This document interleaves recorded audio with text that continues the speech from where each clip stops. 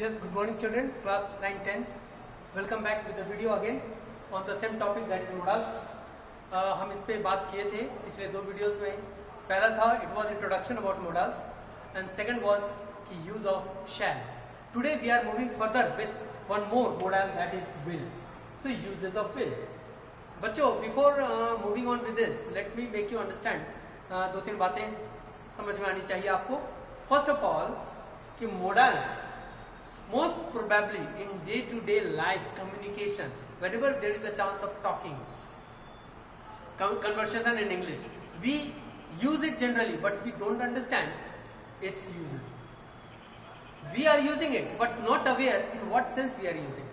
Actual में modals का utilization जो use करते हैं हम बात करने में, अपने communication में, वार्तालाप में, बड़ा प्रभावकारी होता है, बहुत impactful होता है. इसका यूज करते हो तो आपका लहजा बोलने का जो तरीका है उसमें बदलाव आ जाता है. कई चीजें आप बहुत सॉफ्टली बोलते हो, रूडली बोलते हो, स्ट्रांगली बोलते हो, पोलाइटली बोलते हो, रिक्वेस्ट के लिए बोलते हो.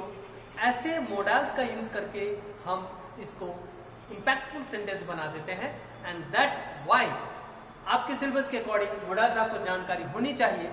और किस तरह से होनी चाहिए वो इंट्रोडक्शन में आप समझ में आया होगा, आपने देखा होगा. फर्स्ट सेकंड वीडियो में आपने देखा होगा शैल के लिए. ठीक उसी तरह से we will moving on with the will. तो यूज ऑफ विल जरा इसको समझते हैं, एग्जांपल लेते हैं और फिर ये सेक्शन जो इधर देख रहे हो आपको ये जरा गौर से देखिएगा. मैं एक्सप्लेन तो कर दूंगा but this is your task, this is a homework. You have to make sentences 1 2 3 4 5 6 7 8 9 sentences you have to make depending on the demand कि सेंटेंस में आपका डिमांड क्या होगा. पहला सेंटेंस जो बनेगा आपका उसमें डिमांड होगा पोलाइट इन्विटेशन. तो ये हम लेटर ऑन बात करते हैं, पहले हम आते हैं इसको अंडरस्टैंड करने की. तो यूजेस ऑफ मोडाल्स में सबसे पहला use, it is used with second and third person subject. अब first person, second person, third person familiar हैं सभी लोग. टेंस में भी किए थे, नरेशन में भी किए थे, वॉइस में भी किए थे और अब बात करते हैं हम मोडाल्स में. तो इसका जो फर्स्ट पर्सन सेकंड पर्सन और थर्ड पर्सन का जो यूज है विल के साथ वो होता है प्रेजेंट सिंपल फ्यूचर में. यानी कि विल के साथ जब फर्स्ट पर्सन के साथ आप सेकंड पर्सन के साथ जब आप यूज करेंगे विल को तो वो समझ जाए फर्स्ट सेकंड पर्सन के साथ ही है, थर्ड के साथ नहीं है. Means this sentence is of simple present future. ठीक है ना. टू प्रेजेंट सिंपल फ्यूचर, ये प्रेजेंट का मतलब है तो प्रस्तुत करना. सिंपल फ्यूचर ये है आपका. प्रेजेंट का मतलब यहाँ पे प्रेजेंट टेंस नहीं, प्रस्तुत करना. तो क्या प्रस्तुत करने के लिए? सिंपल फ्यूचर टेंस के सेंटेंसेस को प्रेजेंट करने के लिए. तो आइए उसकी एग्जांपल देखते हैं. ही विल गेट गुड मार्क्स, उसको अच्छा मार्क्स मिलेगा. गा आ जाता है ना, गागे की यूज करते हैं. So he will get good marks. Same way में एक और देखते हैं इसका. Will he be 16 next month. आ रहा है ना आपका, आ रहा है ना आपका इसमें. तो इसी तरह से they will play A match in the evening.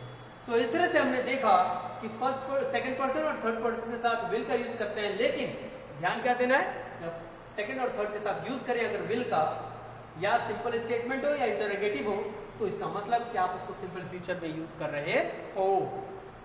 Next move करते हैं अगले पॉइंट की ओर. It is used with first person. यहाँ पे फर्स्ट पर्सन की बात नहीं हो रही थी. क्यों नहीं हो रही थी?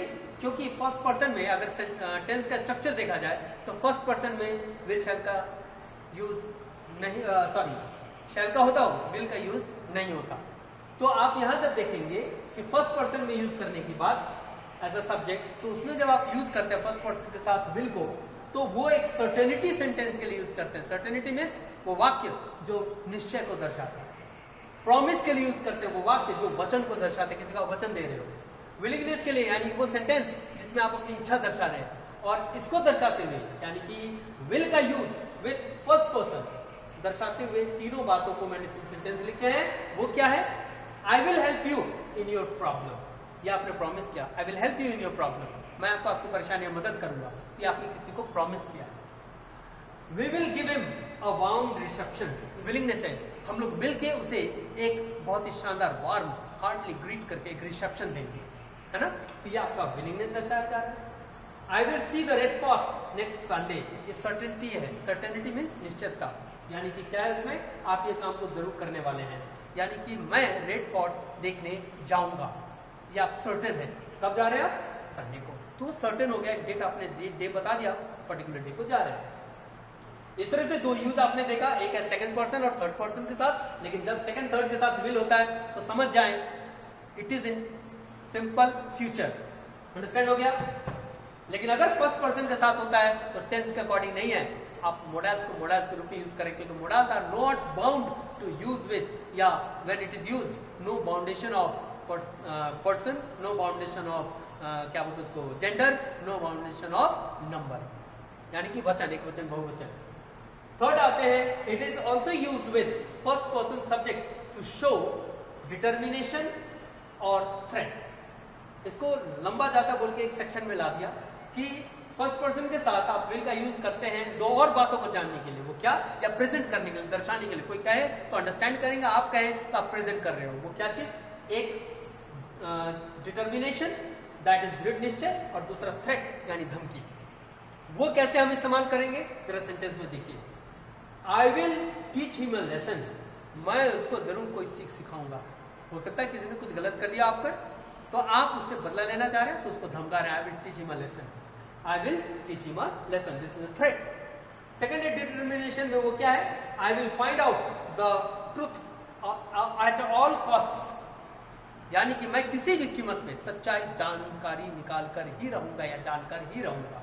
ये आपका दर्शा रहा है डिटर्मिनेशन, आप दृढ़ संकल्प है कि मैं ये करके रहूंगा। So this is the points, these are the points, and this is the way how will is used. अब इस सेक्शन में आते हैं। इस सेक्शन में मैंने क्यों पार्ट कर दिया अलग, इसलिए किया कि will can be also use to show, क्या क्या दर्शाने के लिए, 1 2 3 4 5 6 7 8 9, और जितने भी फीलिंग्स आप दर्शाते हो ना, ये आपका एहसास, एक भाव है, आप किस समय कैसा रिएक्ट करते हो, उस तरह का आपका लहजा, आपका टोन होता है बोलने का, और वो हेल्प करता है कौन, मोडाल्स प्रेजेंट करने के लिए। तो यहाँ पे जब विल का यूज आप करेंगे तो विल का यूज करने में ध्यान देंगे, आप इन चीजों में भी इस्तेमाल कर सकते हैं। और कौन सी चीजें हैं, पोलाइट इन्विटेशन, किसी को विनम्र न्योता देने के लिए, है ना, निमंत्रण, कमिटमेंट, प्रतिबद्धता, आप कमिटेड होते हो किसी से किसी बात के लिए, तो वहां भी विल का यूज कर सकते हो आप।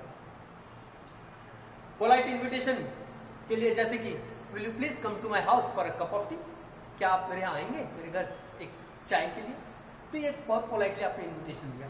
उसी तरह से प्रतिबद्धता, कमिटमेंट के लिए, उसी तरह से पोलाइट रिक्वेस्ट, विनम्र अनुरोध, जैसे कि will you please be quiet for a moment, क्या आप थोड़ी देर के लिए चुप रहेंगे, आपने एक रिक्वेस्ट किया, अनुरोध किया है विनम्रता से। एक होता है यू जस्ट शट अप, तो ये थोड़ा सा रूडली हो गया, है ना, तो ये विनम्र पोलाइट रिक्वेस्ट के लिए।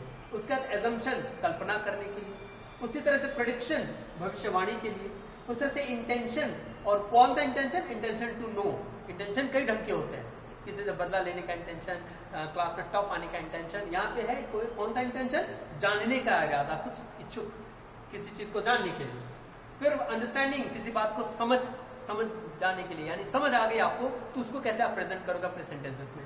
उसके बाद है इंटेंशन अगेन, लेकिन यह इंटेंशन इरादा किसी भी तरह का हो सकता है, वो इंटेंशन था, याद रखिए आप, ये इंटेंशन था जानने का इच्छा, जैसे किसी चीज को जानने की इरादा हो तो would you please tell me when will the result come, है ना, when will the result come, when will, कब आएगा रिजल्ट। तो अगर पोलाइट ज्यादा न करना हो तो व्हेन विल यू प्लीज को हटा दीजिए, क्योंकि गुड मॉडल्स को भी हम अगले में पढ़ेंगे। तो when will the result come, result कब आएगा, तो आपने कुछ जानने का इच्छा जताया, उसमें विल लगा दिया।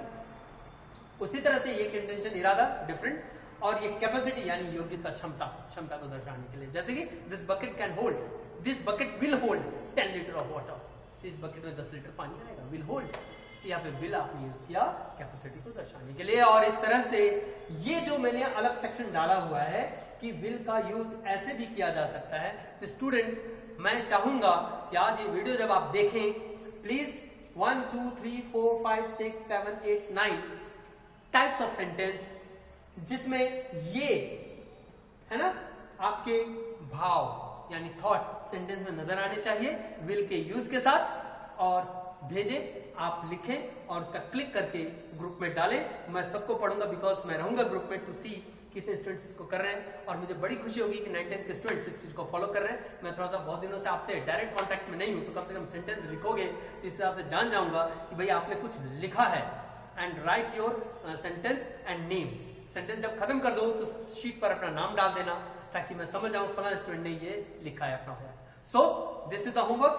Note this as a notes and note this down for homework. Thank you. That's all for the day. Next modules को बढ़ाते हुए in the next video we will meet very soon. Thank you.